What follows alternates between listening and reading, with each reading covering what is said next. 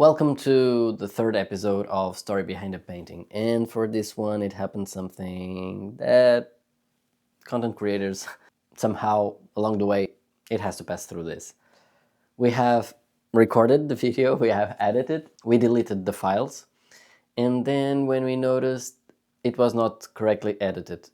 I don't know why, but Fillmore Wondershare, that is not very good. I didn't like it, so yeah. But here we are recording again, and first of all I want to say thank you for the 105 subscribers that we have here on YouTube. It's really important to us. We started like 5 years ago, nothing like as what it is now, and we pivoted several times, and 2 years ago we started with this mobile app that is iterated, and then 1 year ago, more or less, we created social media accounts, and here is the content that we have been creating. So it's very, very good to see people joining the community, sharing their thoughts, viewing our content, and that is very, very, very good. So today we will be checking on this third episode of Story Behind the Painting, one of the biggest masterpieces from the 15th century, called the Arnolfini. Yeah, now I said it right, because on the other video I was doing it very wrong.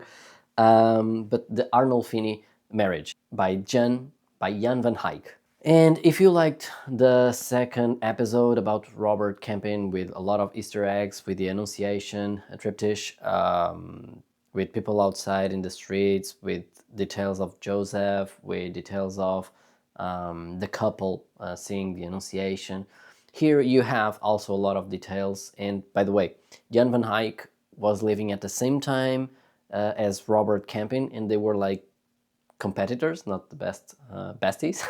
So yeah, it's interesting that they both characterize very well the details on textiles and other elements, because again, as I said in the second episode, this is the Renaissance time, and in Italy the Renaissance would go more like the human physiology, like the muscles, the veins, the ends, and so on, the face and so on.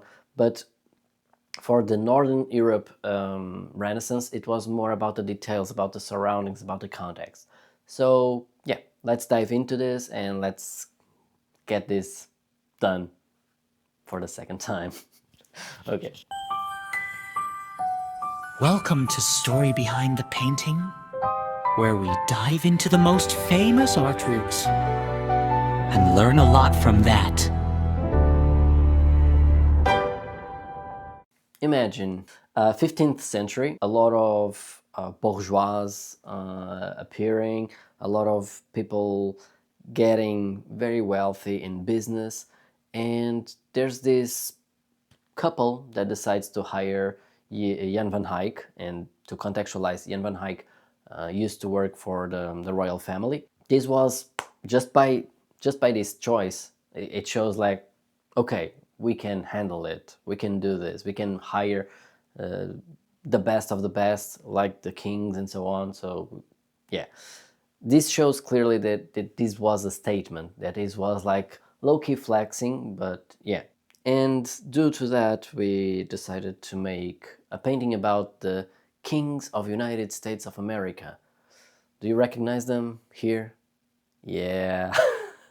Okay, I'm kidding. Probably Donald would not like this, so yeah, because he wants to be the king and whatever. Let's not make it political.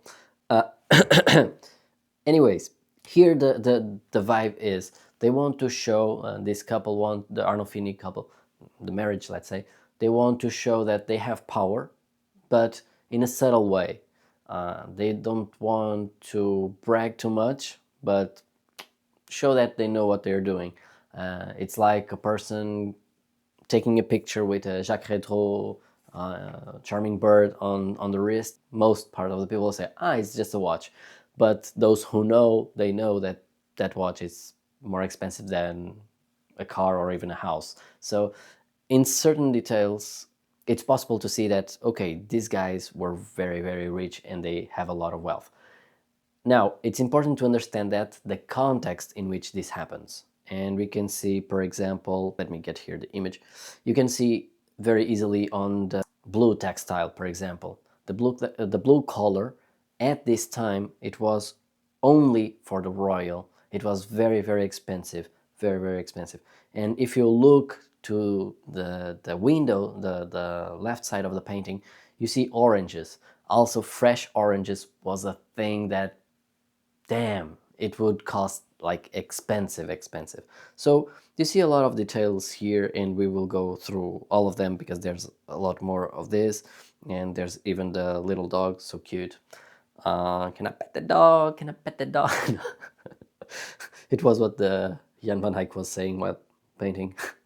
My God, my jokes are bad. So, and I'm kind of pissed because I'm doing this again. But yeah, and it has been a stressful week. So no bad words, no bad words. So first thing, this happens in Bruges, and it's 15th century, so Northern Europe, and this is kind of the commercial hub, commercial trading, that you can get everything from every part of the world. So you can get furs and wood, expensive wood from Russia and Scandinavia. You can get silks and carpets from Venice that would also come from the Middle East, but they would get by boat to Venice. And because Venice was also a trading spot, very important at the time, but declining because of the Iberian peninsula that was growing in terms of discoveries and in terms of trading through maritime path. And also you could get in Bruges gold and spices and oranges straight from Portugal and Spain. So what we can see here in this painting, first thing is you can look to the bride's outer garment, and it has swaths of material of textile. It's in purpose, it's not something in vain, it's really in purpose, it's pun intended. Why is that? Because as we saw in the second episode, one of the ways to show that they were able to buy a lot, they were very wealthy and so on, was by the textile. So they would buy more than needed textile. So imagine having a hoodie but very, very long that would not even be usable or feasible, let's say, but still there it is, just to show off that they were into the business, and they could afford, and they had contacts. But also they would want to show that, okay, to carry, to have something of this dimension, so many swaths and swaths of textile, you need people to carry. But it's exactly to show that they can pay carriers, that they can pay maids and so on to take care of all of that. It's all in the details, and it's very, very interesting to notice this. As for the bridegroom, Giovanni Arnolfini, he's with a mink and sable, velvet trimmed in mink and sable, and you notice that it's only half calf length. So why is that? He wants to move, to stay, like to be able to move. This was a way to show that he was a man of action. And yeah, the three things very, very interesting here that shows that, okay, I'm flexing here. The carpet between them in the floor, you can see. Also, you can see the shoes that she's not wearing, because I mean, you could not see on the textile, but it's showing there. Imagine that those shoes were a Jimmy Choo type of thing. And the bed, it was the most expensive item in the house at the time, in the 15th century, shows a very clear sign that, okay, we have everything very organized. You have long textiles that cover all the bed and so on. And we have oranges in the window, on top of kind of a wardrobe or something. There's also a dog. A dog here has the meaning more of fidelity of the couple, mainly of the wife and so on, in a friendly and caring and nurturing environment. And then we have something very interesting. We have the mirror. I will go to that. I was going to talk about that, but I'm checking here. There's this fur from squirrels that you have on the borders, on her and also on him, and that was also very, very expensive, as well as the hat that he's wearing. That was a very stylish thing at the time, and it portrayed that, okay, opulence and luxury. About the mirror, it's very interesting because mirror at the time, it was very expensive. Mainly only royalty would afford it, and the most expensive one was the plain mirrors, like not curved, like very straight. The one that we see here, it's a curved mirror. It's like those Jeff Koons type of glass balls that he uses on his artwork. Here we have it, and those were easier and cheaper to do because the glass blowers from that region, Augsburg, if I'm not mistaken, they found a way that while blowing and putting on fire and so on, still maneuvering the glass, they could put mercury and tin, and it will give that reflective perspective. And then they would cut the glass and have this half circle that they could use as a mirror. These mirrors would be called sorcières because they would expand the field of view, and they were kind of mystic, a bit of sorcery perspective. But it's very interesting to notice that in this glass mirror thing, you have medallions all over it. And they are 10 medallions that talk about the passion of Christ. You can see, if you zoom, you can see very the details of all the parts of Jesus Christ alive, and in on top you can see him on the cross. On the top of this mirror, you have something written in Latin that says Jan van Eyck, Jan, was here. It was not he did this.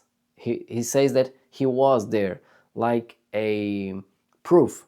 And why is that? To join that, I will talk about the end. If you look to the end, he's giving his left hand and not his right hand. This has a meaning as well. This is a lot, in this painting there's a lot of details and meanings and so on. The reason of the quote, Jan van Eyck was here, and the ends, it means that a union of two persons from different social backgrounds. And this is called the morganatic marriage, the left-hand marriage. This is like a K-drama in which there's a very wealthy CEO that falls in love with a lower class, let's say, woman, and there's all these vibes and so on and so on. This is the same. But there are two things. Marriages at this time, they were not like as we used to do now. At the time, it was mainly a decision, and it was more an act made the wife and the husband. They decided, and that's it. It would not need anyone to prove, or a priest to make them like, okay, you're now married. That only started to happen 100 years later with a Trent Concilium, if I'm saying correctly, in which it started to happen like that, because there was a lot of marriages that seemed like marriage, but then there was no registration, and people would go to other lands and so on and be married with a lot of people, and it was crazy, and it would invoke a lot of like one night stands type of thing, but also a lot of kids being born and then not having father, or being put on an orphanage, and it was very, very complex. So to avoid that, the church decided to have, in the Concilium of Trent, to have this rule of having a priest to certify that they were getting married, that they were husband and wife.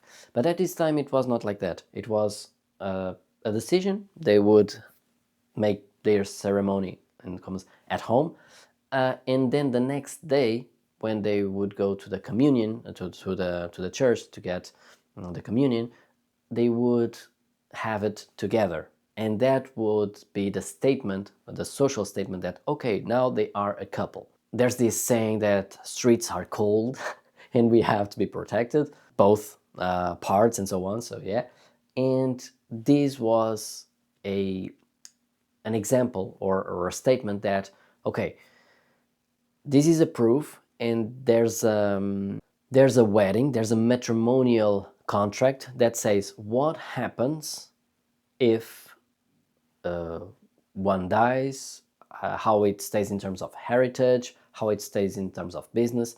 And we have been seeing that these are not any random couple. They are very wealthy and they are very capable and able. So there's a lot of money on the line. And here the rich person is the man, and he's providing all of that wealth. But there's, in this left hand marriage, there's two rules that the wife must obey. The conditions are: first, by accepting the left hand marriage, the bride has to relinquish all inheritance rights for herself and any future children. And second was agree that her kids would not continue the noble family lineage. So if there was something going wrong, they would separate, and he would go to another wife, let's say, have kids, and those kids were the ones that actually would inherit. The trade-off, what was there as a bargain, let's say? She was guaranteed enough financial means to support herself if she became a widow. She got the security, he protected the family empire. That's mainly it.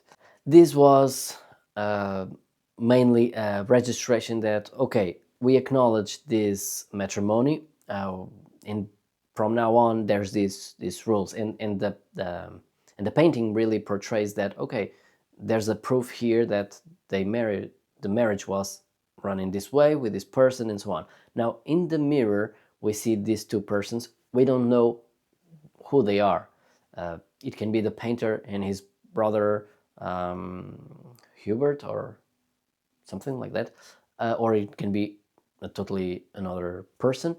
But a very interesting detail here that I want to stress out is this painting, this thing of the reflection, is something that some years later, centuries later, a very famous painter, Spanish painter, did as well. The painter that I'm referring to is Velázquez. When he drew the Las Meninas, he was at the time the curator of the whole art expolium, the whole art collection of the Spanish royal family. And by the way, in this painting also belonged to the royal Spanish family. Just later on it was sold or delivered, and now it's in the National Gallery in London. But at the time it was highly probable that Velázquez had an inspiration from this painting, and then he made it also as well, this kind of inception of a mirror showing the other part of the house. So it's quite interesting, and it's a very, very nice detail. It shows a lot of these details that is very, very interesting to see in artworks from the 15th century. So yeah, I hope you've enjoyed. I hope you enjoyed this very deep analysis about this Jan van Eyck painting, and I hope to see you next time in the next painting that we will analyze. It will be Paolo Uccello, a very, very interesting painting, the Battle of San Romano, and I don't want to spoil, but yeah, it's very, very interesting. That one I recorded before, and it's really edited. Probably I will not be so energetic because I was a bit of a flu, but yeah. Now, finally this is recorded, and I really appreciate if you can leave a like or subscribe or share with your friends, because this took a lot of time, like not just doing one time, but doing 2 times, and then editing and deleting the files and seeing that I even published the video. And I was like, oh, nice. And then, boom. Okay. But yeah, I had fun redoing it again, because now I know all the things by my mind, let's say. And yeah, see you on the next one, and have an amazing day or amazing week. filled with culture and art. And if you don't have our app, download it. It's free to download, and there's a premium part, and I don't say much more, so yeah, bye-bye. Welcome to Story Behind the Painting, where we dive into the most famous art routes and learn a lot from that.